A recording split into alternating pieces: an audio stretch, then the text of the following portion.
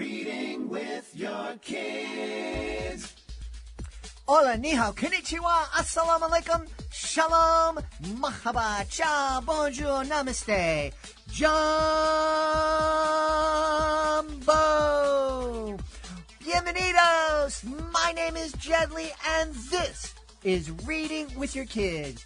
We are beaming out to you and the rest of the world from Reedville, the loveliest little neighborhood in all of Boston, and we are so thrilled that you are here. At Reading with Your Kids, our mission is simple but powerful, to bring families together through the shared magic of books and stories. In every episode, we sit down with fascinating folks who are creating books that open hearts and spark imaginations. Want to help us grow this mission? Then tell all of your friends, your family, your kids' teacher, even the crossing guard, and let them know that they can hear us on the WREB AM/FM 24/7 radio network, and they can find us on the iHeartRadio app, on Spotify, Apple Podcasts, Amazon Music, Audible, Podcast Addict, YouTube. Wherever you find your favorite shows, you can find Reading with Your Kids.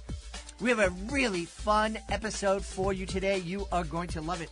First up, the star of Netflix, All the Light We Can't See, Aria Mia Loberti, is here to celebrate I Am Ingrid. What a fascinating conversation. And later in the show, Claire Chattersfield and Rob Saya return to celebrate Cupid Saves Christmas. And this was one of the most fun interviews I have had in a long time. You are going to laugh. This episode of Reading with Your Kids is brought to you by Trumpet, the Miracle Wolf Pup series. There's a brand new book in the series, and we're so excited to tell you all about it. Trumpet becomes a mom. In this exciting book, Trumpet and Lighthawk, now a bonded pair, start their own family with their very first litter of pups. Families can read together, schools can explore the importance of wolf packs and conservation, and Trumpet fans everywhere can celebrate this milestone in her incredible journey. Grab your copy today. Available on Amazon, Barnes & Noble, select bookstores, and the Wolf Conservation Center, where Trumpet and her family live. Plus, 50% of all profits go right back to supporting the Wolf Conservation Center, with more donated to Lighthawk Conservation Flying. So grab your book today and have a group haul for Trumpet and her family.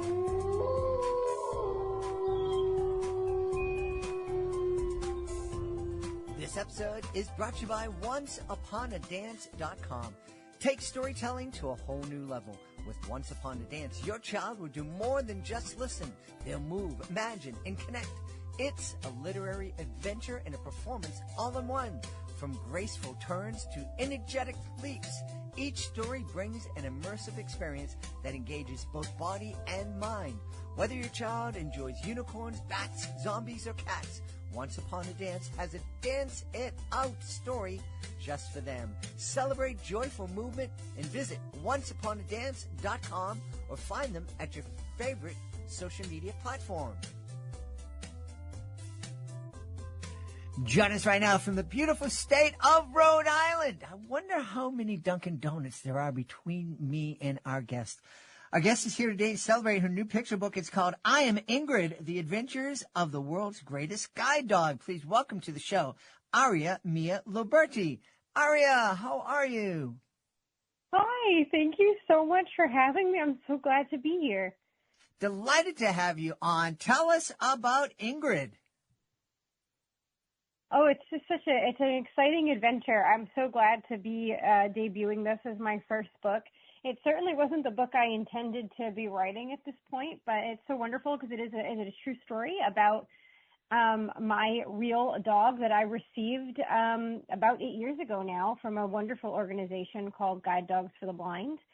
And I actually grew up with low vision, so using something like a cane was never really the biggest help to me because I could see some things but not everything, and I wanted that sort of fail-safe partner who could work with me. And so this wonderful organization partnered me with Ingrid, who was trained for about 2 years. And this is the story of her training to be a guide dog. And it's really meaningful for me to get to share this now with this audience because, Ingrid's about 10 years old now.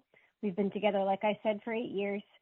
My vision's actually been corrected. So to be able to share this story and to be able to go all around the country and read this book, to rooms full of people, I met almost 5,000 people on my tour, is just this wonderful experience for me to get to celebrate that time in my life and to be able to move forward with like a new identity and a different perspective on life. So it's been really a wonderful experience and such a great thing to get to share this with my real dog, which is amazing. That is amazing. And first off, I'm delighted to hear that your vision was corrected. That's incredible. Thank you. Yeah, it's been an interesting journey, not what I expected at all, but yeah, definitely an interesting process of learning how to be a sighted person, and all of the work I've done up to this, really bringing it together in such a way that hopefully my story is a reminder to people that you don't know what life is going to bring to you, and sometimes there's just these really amazing things waiting around the corner, and they might not be what you expect or what you want, but you can still take such good things from them. So it's been really cool to get to share that with people. Boy, there's so much there. I love that you're reminding us that we don't know what life is going to bring us. I've shared on the podcast in the past, I had an experience a couple of years ago where I missed the step, landed on my feet, and ended up in a wheelchair for 3 months. Thankfully. Oh my God. Yeah, that's what I thought. Yeah, you never know what's happening. Oh my gosh. And you also said something that I think people would be surprised to hear, is that it was hard work to learn how to be a sighted person. It makes sense to me, given my experience, but I think that there's some people out there might be thinking, what do you mean you had to work to learn how to be a sighted person? Well, I think what's so cool, especially about this book in particular, is, the reason why I really was excited to write the story is to share with people that feeling that not many people get to experience of, like, for the first time, you take a hold of your dog's harness, and for the first time, you can get around the world without having to worry or without having to stress. And so to look at that moment in my life 8.5 years ago now, and then the moments that I've had collectively over the last 1.5 years, it's so interesting to compare them because, I was born with this eye condition. So for like 20 something years of my life, I'm getting around learning these particular skills, and you're learning how to use all of your senses. And then what little bit of sight that I did have, I learned how to use that to the fullest. And then you still have obstacles because the world is set up for people who can see. Mm-hmm. So you have to learn how to do things in a world that's just designed to not agree with your system. And so all of a sudden, then you get this dog and you're going through the world and everything is so wonderful. And you have this feeling of being open and free, and you have this amazing partner. And now that I'm comparing that to now, it took a lot for me to learn, because your brain doesn't almost catch up to the fact that you conceive, at least for me.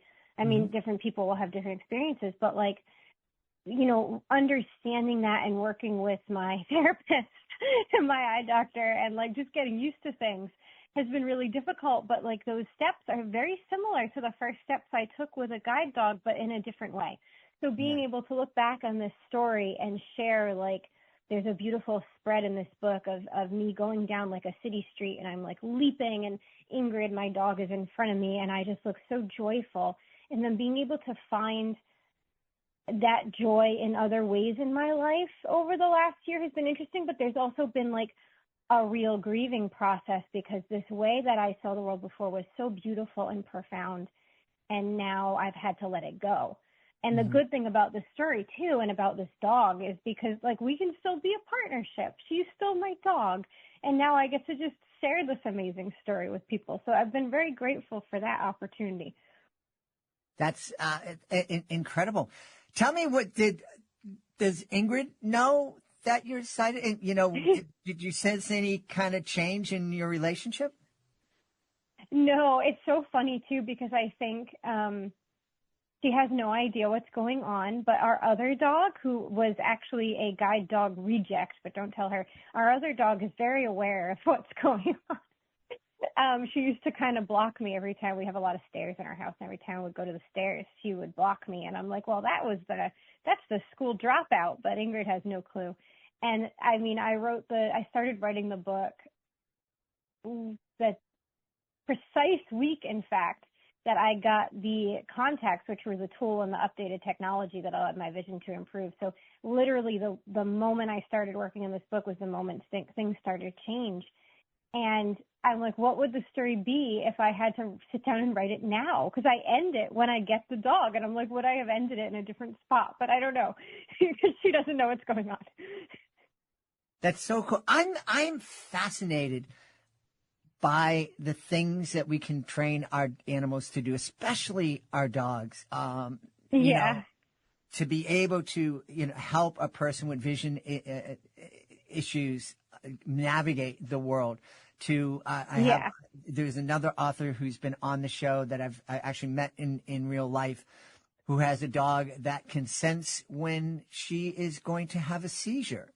And that's so cool. Yeah. It blows my mind. It's like, wait a minute. How does a dog know when we don't know? And then just the things that they do with them for, assisting in law enforcement and whatnot. Dogs are so awesome. It's so cool. And it's so cool to get to see, like, I always talk a lot about, especially with acting and with now writing, like I talk a lot, especially to kids, about like following your dream. And you don't just have to like wish it. You have to go out and do it and follow your dream. And I think what's so cool about this is that it shows us that like dogs have dreams too. Like they have like a sense of what they want to accomplish in life. And for some dogs, it's going to be like what Ingrid did. And she loved it from the minute she was a puppy, and they start when they're like 6 or 8 weeks old to see if they have the skills. But like they think it's just a game, and they find like what works for them. And sometimes they'll career change them to go off to like law enforcement or to work for people with diabetes, things like that. And I'm like, each dog sort of has their own path, and they know what's best for them. And I love that kind of instinct. I think we could all learn a lot from that, because it's so amazing that they know intuitively like what's good for them and what's going to make them the happiest. I think it's so cool. Yeah, it really is. Now, one of the things that I learned, I produced many years ago, back in the 80s, before you were even thought of. I produced a disabilities awareness video called Meltdown, the Walls to Separate. And one of the actors in the show was a keyboardist named Jerry Mack, and he had a guide dog. And I didn't know before we started working together that I wasn't supposed to pet the dog, because I love dogs. And so my instinct was to go over and pat the dog and all this. And Jerry had to let me know in uncertain terms I was making a mistake.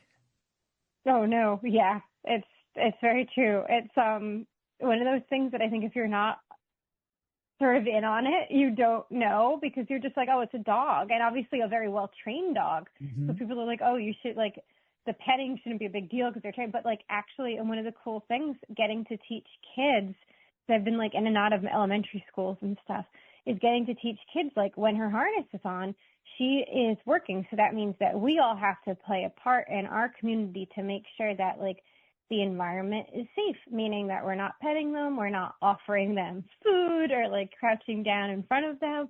But like when the harness comes off, you just have a kind of crazy Labrador. So it's been really interesting, because I don't want to say I wasn't aware, because like I definitely knew not everybody knew it.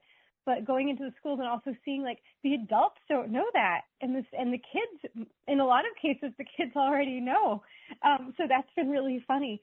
But it's been really cool, because people are like, oh, you really have the best of both worlds. Like, she's so obedient and she's good at her job, and she loves to be able to like go places and sort of help you. But like at the same time, you get to go home at the end of the day and take the harness off, and you can play, and other dogs can play with her, and everybody can pet her. And it's just this wonderful combination. Yeah. I love it. I do know, I learned that lesson very, very well. And when I see the harness, I just give the dog all the respect in the world. Yeah. Tell me, you mentioned that this wasn't the book that you thought you'd write first. how long have you been thinking of becoming a children's author?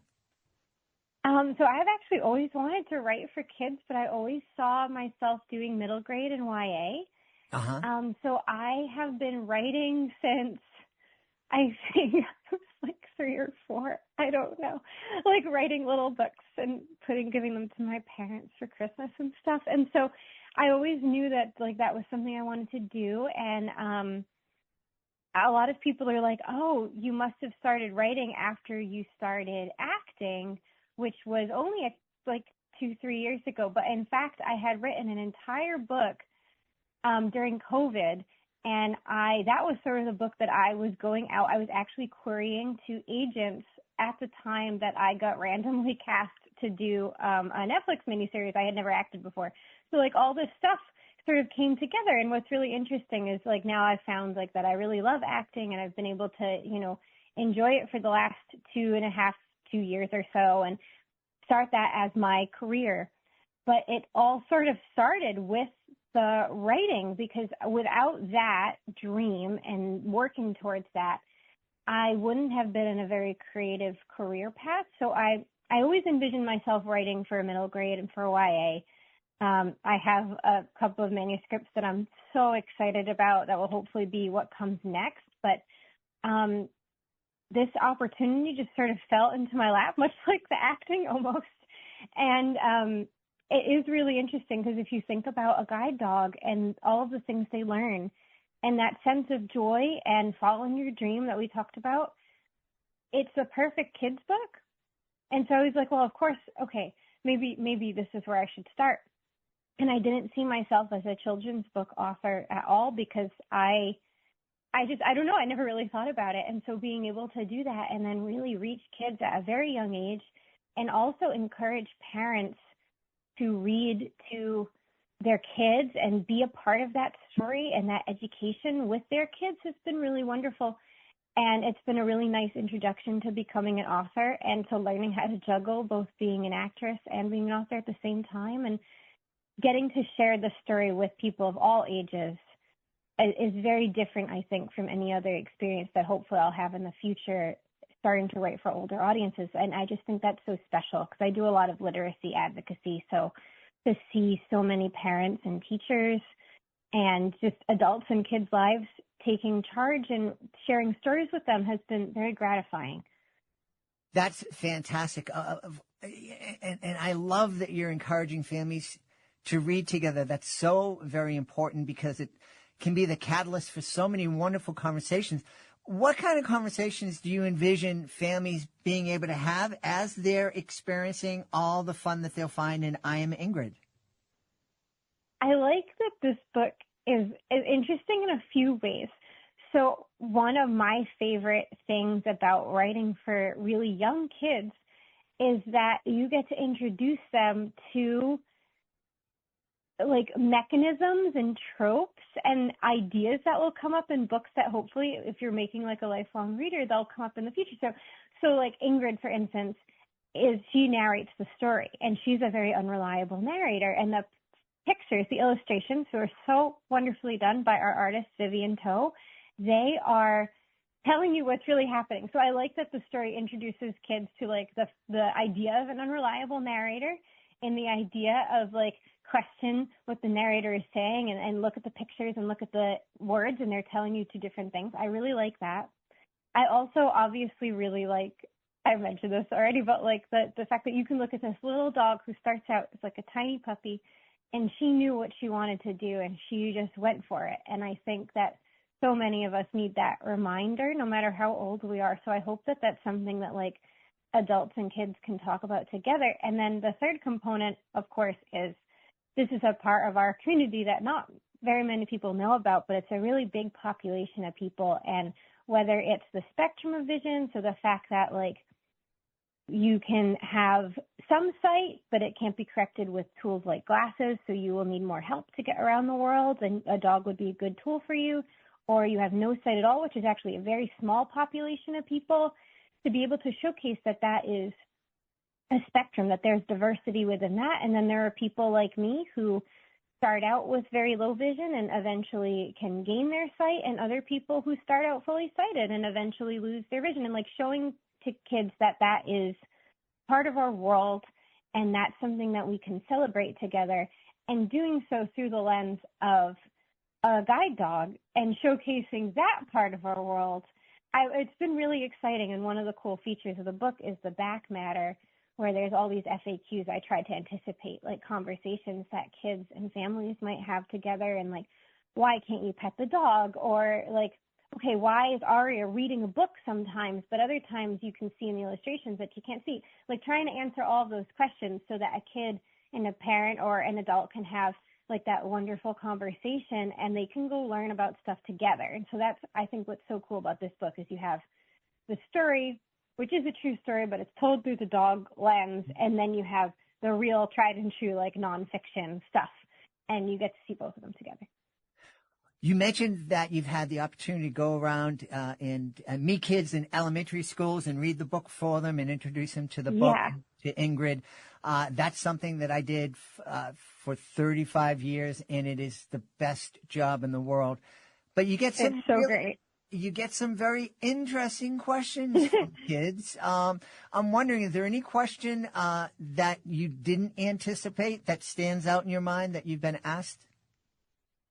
Oh my gosh. I think there was my favorite question of the entire book tour was I got a really hard-hitting question from an adult, and I was like coming down from that about like someone in their life who was losing their vision and like how hopeful this was, and it was like a heavy question. And then I answered the next question, who's from a boy in the front row who's probably about 8 or 9, and he looks so intent, and his question to me was, did you have any mac and cheese today? And I did not have any mac and cheese. But I was like, oh boy. So I was like, you have to really be open to anything, because I did not know how to answer that question, but I knew how to answer like the hard-hitting vision question. And another really funny one that I got actually a couple days ago was I still can't see color. So my vision's been corrected, but I still can't see color, because that's the defining part of like the eye condition that I have. And so even with the corrective tools that I have now in the new technology, the color vision isn't something that will ever really change unless something new comes up, which it might. But I had explained all this to kids, and I have photos actually that I now have been able to go in and edit and visually show kids, like, this is how I saw before in bright lights and in dim lights, and now this is how I see now, and it's a lot like you except no color. And someone raised their hand and he asked, like, what does that even mean? Like, how do you know, like, the differences between things in the world? Like, if you don't see color and you can't see, like, the difference between these. And I was like, well, no, like, have you ever watched an old movie? Like a really old movie? And a lot of people, like, a lot of these kids were like, what are you talking about? And so we had a nice conversation about black and white movies before Technicolor. Yeah. And I think I may have encouraged a whole group of kids to go watch Wizard of Oz so that they could see it switch from black and white to Technicolor. But like, it was a really funny conversation. Yeah. Kids, when I tell them that we didn't have color, in fact, one of the things I told my kids is that my aunt had the first color TV in our neighborhood, and no way. Yeah, no way. And the guys in the neighborhood went up. She lived in the 3rd floor of a triple decker, and they actually brought the TV down to the porch, and all the kids in the neighborhood were sitting on the sidewalk to watch Batman in color. And no way. Okay, that's so cool. Swear to God, it was very cool. It's so cool. We're mentioning TV, and you mentioned that you're an actress. You're in All the Light We Cannot See on Netflix. Talk a little bit. I understand that you got that role in a very unique way. Yeah, so I mean, it's kind of like the writing. Like, things just happen to you, and you got to be open to whatever happens. I had no intention of acting. I hadn't really thought about it much. Like, it was always a cool thing. Like, you'd see people on TV, or you know, you hear about like a community play, and that was kind of my only idea of acting. So I never thought about doing it. I think when I was little, it was something that I would have loved to have tried, and I just didn't. And I was actually in my PhD, and I was having kind of a rough time of it. I had moved from the U.S. to England, and then I had moved back from England to America to start my PhD. And I was on this really cool trajectory to be an academic studying ancient rhetoric, actually, so ancient history and ancient Greece and Roman Egypt mainly. And I just was not thrilled. I loved what I was studying, but not thrilled with where my career might be able to go. And I didn't feel like I was on the right path. I don't know if anyone listening has ever had that feeling like you're just going in the wrong direction, but it was the most explicit I've ever had in my life. Like just of like, I am in the wrong spot right now, even though I like what I'm studying. And someone sent me this casting call for this like global search for this lead actress. And I said no. And then I was like, you know what? Why not? Like, this is just fun. I had just moved to a new place. I didn't really have friends yet, and I didn't really have like any sense of community yet. So I'm like, oh, I can kill an hour and do this for fun. And I did. And it was really bad. I just sent in one take for fun, sort of, because I really liked the book, All the Light We Cannot See. I love that book. And I was like, this is just cool. So I did it. And I was just so excited because I'm like, oh, when this comes out and it's with like Sadie Sink or Elle Fanning or someone really famous, like I'll be able to say, oh, I read a scene from that and I auditioned. And then the next thing I know, like 2 weeks later, they offer me the part. And so that was very sudden. So my life has been just this trajectory of like very weird things that happen to you. And then you have to figure out how to pivot, like whether it's all of a sudden you're a historian and now you're an actress, or you're low vision and now you can see, or you're going to query this middle grade and now you're a children's picture book author. Like it's all these cool things of like, you just have to, you don't know what's going to happen. And you don't ever try to set your plan too much in stone because you have to be open to like all the cool things that are going to come. So that was how I got cast in that. And then went on to do another cool series called Spiderwick Chronicles for those of you who have like, I don't know, like slightly older readers who might be into something a bit spooky. That was an amazing book series that I grew up with. And so to be in that show as well, like to do 2 shows back to back, basically that were books that I loved was really special. And to be able to like start my career out with acting in that way was really, really wonderful. And I've always been a big reader, and those, my characters in books have always been my friends. Because I didn't really grow up with very many friends. I kind of grew up like a little bit stuck and not feeling like I belonged. So to be able now to tell those stories on screen in a way that can reach other people and hopefully expose them to books that I love and do it with a group of really wonderful creative people has been one of the greatest gifts that I've been given and one of the most unexpected things that's happened to me. And I'm just really lucky to be able to call that my job. Well, you know, I have a feeling that maybe next year or a year after, you're going to come back on the show to talk about your middle grade novel that just happened to be made into a big $1 billion motion picture that you starred in, and you didn't want it, but they said, we got to have you, Aria. I hope so. I feel like it would be fun to be. It would be an interesting, really cool movie. So who knows what can happen, but like hopefully it can get to readers soon. Yeah. Hey, are you working on a middle grade novel now? Yeah, so I have my middle grade. It's finished, and I'm hoping that it can be out in the world. And I'm actually working on a YA right now that I'm very excited about. So hopefully things can be happening. And I'm also working on a second Ingrid book. So like you never know what ends up happening next. For all I know, it's going to be an adult sci-fi at the rate my life is gone. I see it now. Ingrid gets turned into something by AI and is taking over the world. That's true. It's like Size, but Ingrid. Yeah. You know, we encourage families to continue to read with their kids when they're teens and tweens. So when those middle grade and YA titles come out, please, you have an open invitation to come back here on Reading with Your Kids to celebrate. Oh my gosh, I would love to do that. That would be so much fun. I will let you know as soon as I know anything about whether or not this is going to be like on people's shelves soon. I will let you know. Thank you. That's so cool. Thank you. Tell everybody where we can go to find out more about I Am Ingrid, the adventures of the world's greatest guide dog, and find out more about you. Thank you. I mean, Mostly, I think all the information you might want to find out is on my Instagram, and that's just my full name with no spaces, Aria Mia Loberti. And there's a link to check out the book, but the book's also available at, wherever you would buy books, but also at your local library. So I would also encourage people to use their local library because we need that right now. But if you'd like to learn more about me, I'm over on Instagram, and Ingrid is too. Ingrid's Instagram is Guide Dog Ingrid. Awesome. We've had a great time speaking to the author of I Am Ingrid, The Adventures of the World's Greatest Guide Dog. It is a debut picture book from our guest, Aria Mia Loberti.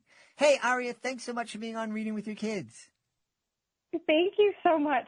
This is so cool, and thank you for having me and making the time for me. I really appreciate it. Hey, I want to let you know that this episode of Reading with Your Kids is brought to you by Chicken Coop Chaos by Nancy Tavares. Are you ready for some barnyard fun your kids will absolutely adore? Then you've got to check out Nancy Tavares' delightful books, Chicken Coop Chaos and Chicken Coop Chaos Christmas.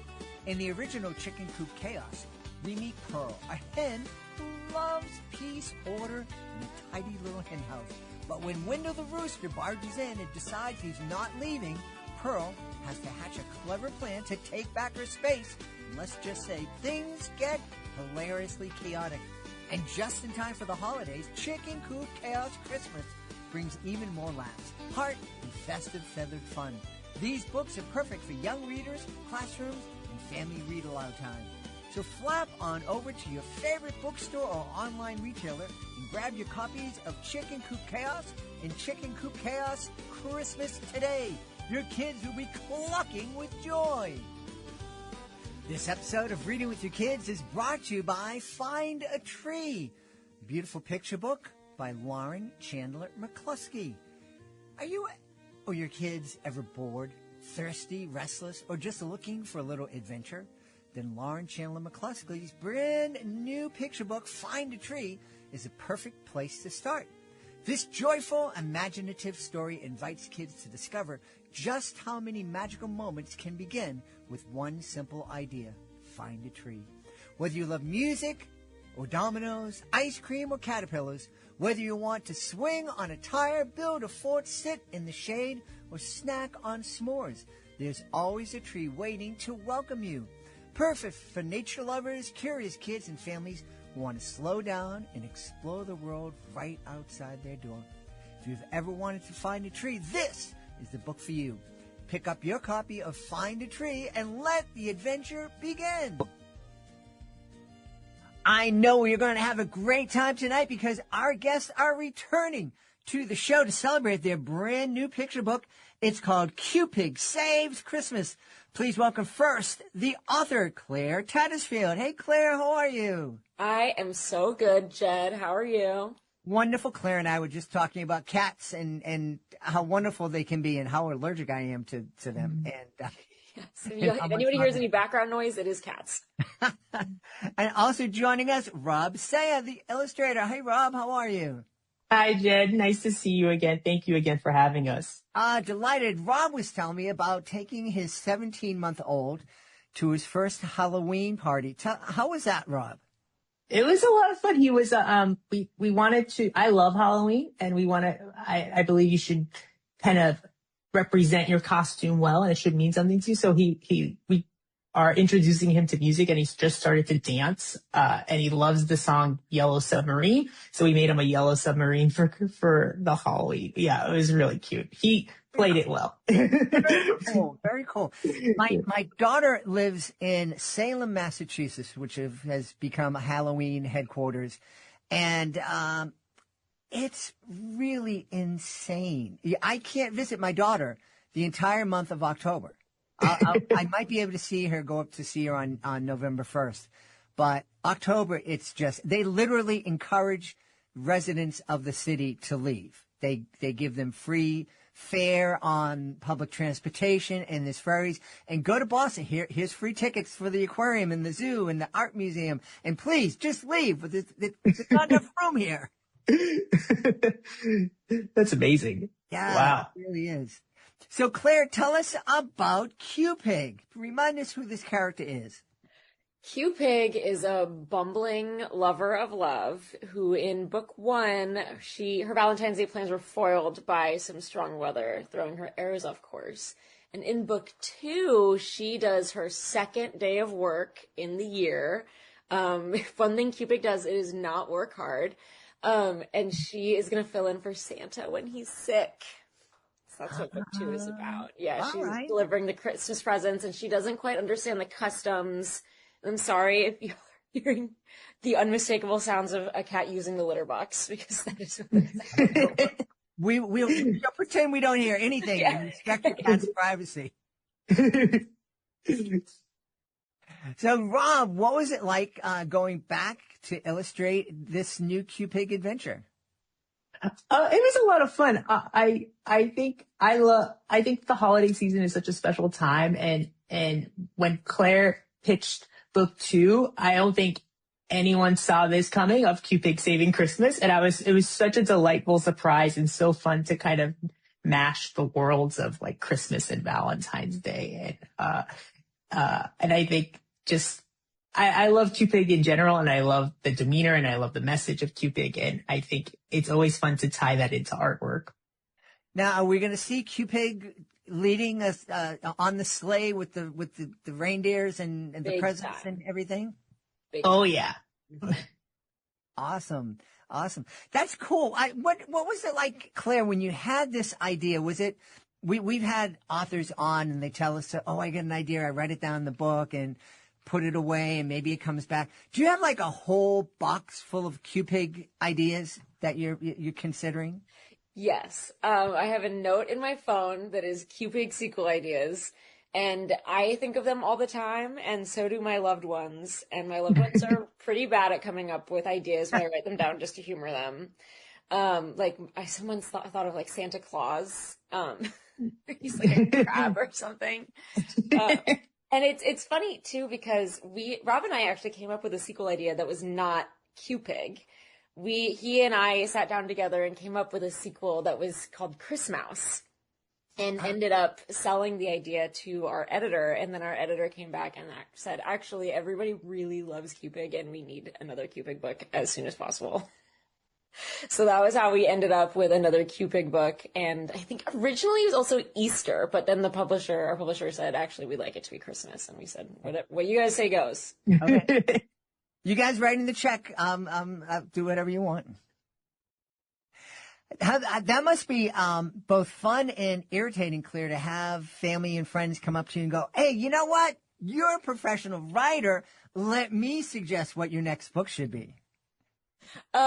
Yes, very much so. And also that my day job is as a picture book editor. And yeah, I'll get texts from family that's like, Claire, you should come up with a book that's about a unicorn. My niece loves unicorns.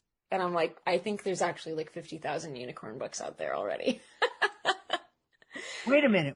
Rob, are you hearing what I'm hearing? A Q-Pig unicorn? If Claire writes it, I'll draw it. That is pretty much how this works.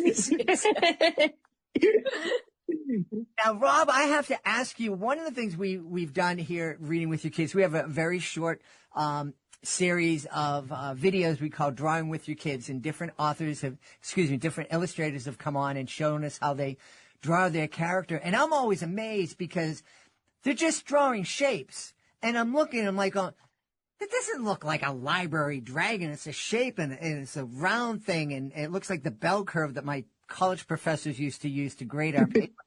And then they just do one thing. It's like a dot or a squiggle. And then all of a sudden it just magically appears. Is that what Q-Pig is like? You know, if I look over your shoulder, am I just going to see a bunch of lines and then you're going to do one thing and boom, it's there? Yeah, I think I based it off of a bean shape. So if you look at her body, it's just like in a shape of a bean. So I believe in simple shapes are like the basis of everything. But then I think that one thing, like once you add the snout to that, it's like, oh, that's a pig. That's Q-Pig. Yeah. And then the underwear, I think, is very much her signature.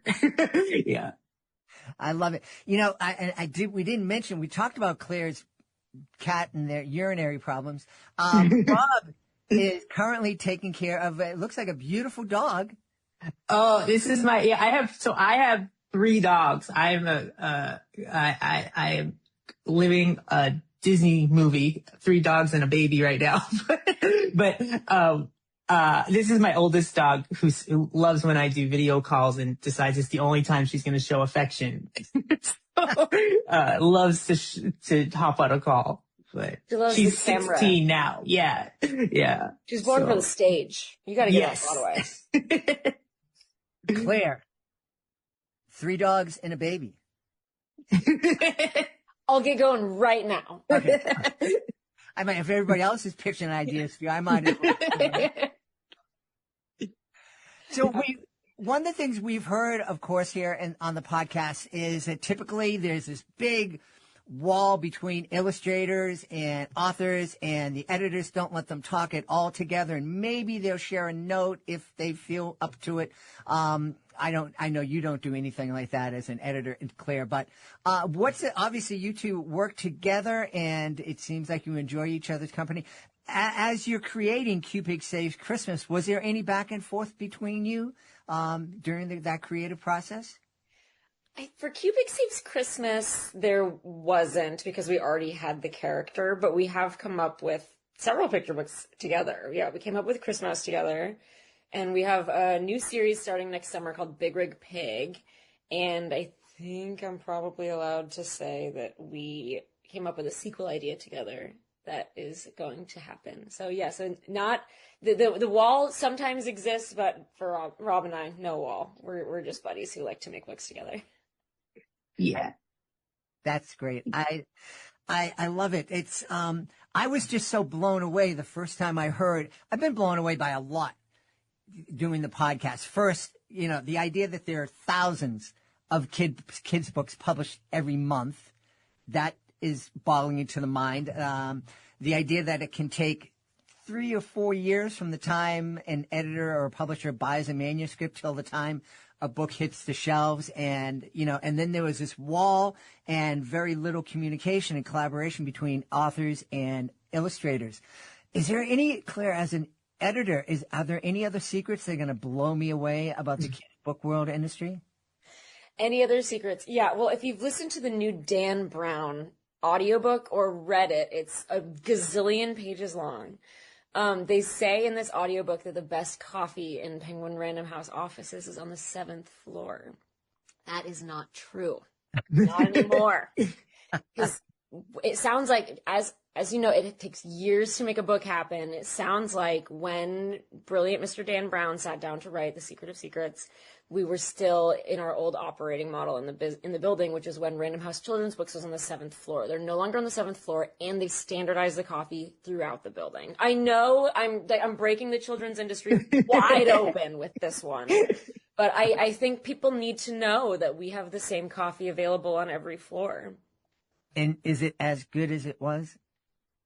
So now, yes. Before, it was like what the machines contained something. It wasn't water, it wasn't coffee, it was a secret third thing, something in the middle. And so now we have very, very good coffee makers, so we really leveled up. Well, that's good. I did listen to Dan Brown's Secret of Secrets, and I was actually talking, I forget if it was Sierra, your publicist, but there was one of the publishers I goes, gee, the Penguin Random House editor is a vital character in this novel. I'm excited. I hope that the character lives and doesn't get killed.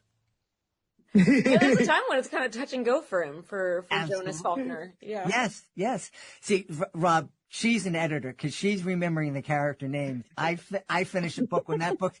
We hope you've enjoyed this audio book. Everything seems to just seep out of my head. I was gonna say I just started a new book today, and I'm like an hour in with audiobook, and I already forgot the characters. So I'm with you. I'm totally with you. Yeah, I don't remember anyone else's name, just the book editor. That's the real hero. He's the Indiana Jones of the book. One of the other things that blew me away is I attended back in 24. I attended the International Children's Book Festival out in Bologna, Italy. Bologna is a beautiful city. There's a cathedral on there's a Dunkin' Donuts in every corner here in Boston. There's a cathedral on every corner in Bologna, Italy. It's just spectacular. And the Just food another is kind of church, you know. Yeah, I was going to say same thing. in Boston, actually, in the mall, the Prudential Mall in Boston, there is a Catholic chapel right next to a Dunkin' Donuts. So you can come out of church and hit Dunkies, or hit Dunkies and then go to church, I guess. It's the wine and bread. The iced Munchkins. coffee and the One of the things that blew me away is how at that children's book festival, I mean, it filled 5 convention halls with all the different publishers, and Penguin Random House had a booth that was a New York City block in size. And I am not exaggerating at all. Yes, that is actually the secret of secrets, is that we move an entire city block with us. Now, I have to find out from Rob, you're a new dad. Your child is 17 months old. Mm-hmm. What books are you reading to your child, and how many minutes a night are you reading to your child? Oh, that is a great question because it's very specific. We read only 2 picture books a night. And then we do a whole song. We do a nighttime song that we sing to him, and then he magically falls asleep. But it's only 2. And what I think the funniest one I just read recently is, I believe it's from Canada, and it was a longer book, but it's called Bob Myrtle. It was really cute. It was really silly. And then what else did we read recently? I just picked up some books today that I'm excited to read. That's called How to Call, or Making a Call on a Banana Phone. I'm excited for it. It's about a gorilla with a banana phone. And then we just picked up Broken by X Fang, which is great. Yeah. But I try to keep it very current because it's great research for me. And then there's great hits. For instance, he loves Oliver Jeffers books, particularly I know how much he loves a book by how many pages he rips out of them. And he loves there's a spread in Here We Are of all the animals on the planet. And he that's how he's learning all his animal noises. Awesome. Yeah. Awesome. You know, there are board books that are made out of Tyvek. So so you can't rip them. Yeah, and they can chew on them, not swallow the cardboard. Yeah. I did Oh, sorry, Robbie, go ahead. No, go ahead. I was going to tell y'all, I got dinner with one of my authors the other day, and she told me that her daughter loves Cupid Saves Christmas so much that she took a bite out of the title page. Yeah. That is the greatest honor to me. I'm like, you ate my book? That's what you call consuming a book. Yeah. Yes. I swallowed that book whole. Well, Rob, what does your son think about Cupid? So we've only read Cupid 1. We're waiting to a little bit closer to the holiday season to read Cupid 2 together. I also dedicated it to my niece, so we're gonna try and read it together with Milo and them. Yeah. So I'll keep you posted, but I have a feeling it's gonna be a rave review because it's a pretty great book. No doubt. No doubt at all. You know that 2 book a night limit is going to expand greatly. I know. Yeah. It's funny because we'll read the 2 books and then he'll run to his favorite books, which is the Oliver Jeffers book and Hot Dog by Doug Salati. He really likes a lot too. And he'll read his own book while we're reading. So we're really just my wife and I reading to each other. So, yeah. Well, I remember when my son turned 5 or 6, it was when the first Harry Potter book came out. And so I sillily suggested that I read it to him, and I ended up reading all, 2,400 pages to him. And by the time we're finished, he was an independent reader and was able to read the rest of the Harry Potter books himself. We still read together, but it was much, we scaled it down a lot. Yeah. Claire, tell me what, editor of kids' books and picture books in particular, is there a secret sauce that the authors who are listening to the show could learn about? So this is not a very fun answer, so I'm so sorry, listeners, but the best advice that I can give anybody is to read what is selling and come up with picture book ideas based on the themes that you're seeing come up. So not a very romantic answer, but I always recommend to new authors to just take a look at what other people are reading, because you want to know what kids are liking reading to figure out what you want to like writing. And that's actually one of the biggest problems I see in picture book writers is I get a manuscript that seems rather old-fashioned, and I'll say, to the writer, have you read any recent picture books? And they're like, oh yeah, I read Goodnight Moon and Blueberries for Sal and Make Way for Ducklings. And I was like, those are all such good books that came out 100 years ago.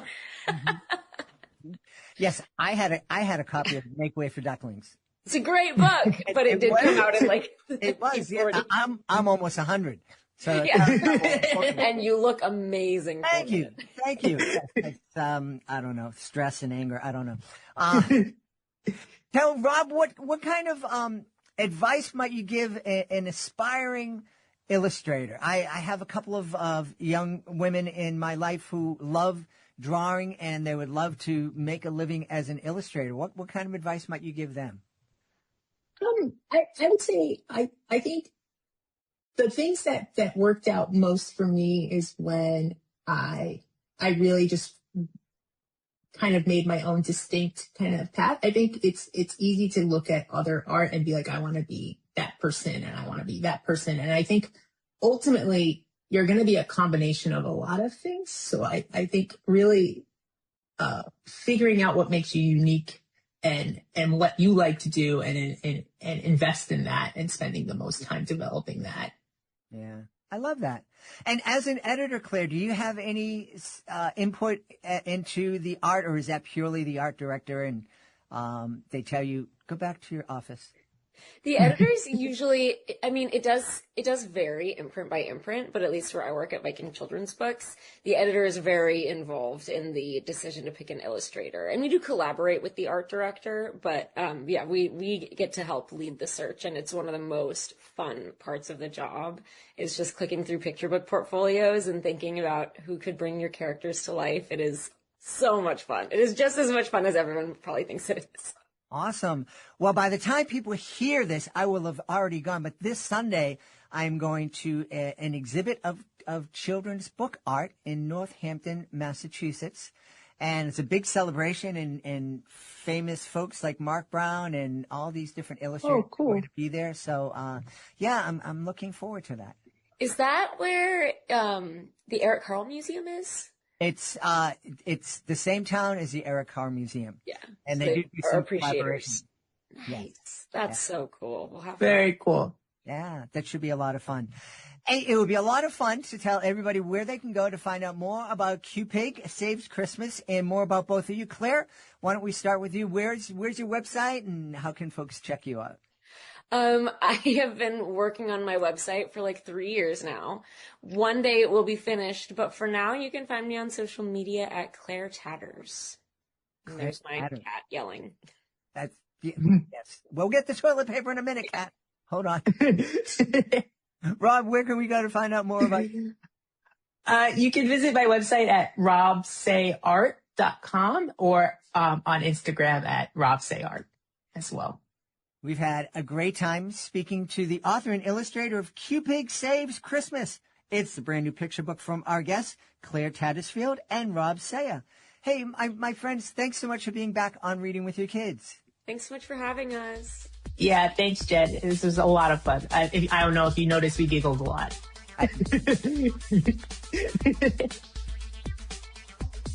We hope you've enjoyed this episode of Reading with Your Kids and will join us for the next exciting episode of the show. Until then, please consider following us on social media, facebook.com/readingwithyourkids, at Reading with Your Kids on Instagram, at JedleyMagic on X, our YouTube channel, youtube.com/readingwithyourkids, and of course our website, is readingwithyourkids.com. Want to thank the folks who made today's show so wonderful. What a fun show this was today. Aria Mia Loberti. Please be sure to check out I Am Ingrid. And also, you got to check out Aria on All the Light We Can't See. What a fantastic series that was. Really, really powerful. I think you'd love it. And it wasn't made for kids, but I think you and your kids would both enjoy it. Talk about conversations that you can have. Really, really powerful show. Also want to thank Claire Chattersfield and Rob Saya. Boy, oh boy, they are so much fun. Be sure to check out Q-Pig Saves Christmas. I want to thank my team, Fatima Khan, Chris Doherty. I want to thank my beautiful wife for all the love and support that she brings to my life. Most of all, we want to thank you. Thank you so very much for joining us today. And thank you for being the world's greatest guide parents or grandparents or uncles and aunts or caregivers or friends, because you are helping the kids that you love to build a better, more loving future for all of us. And that's a beautiful thing. Thank you so very, very much. I'll be looking for you in the next episode of Reading with Your Kids.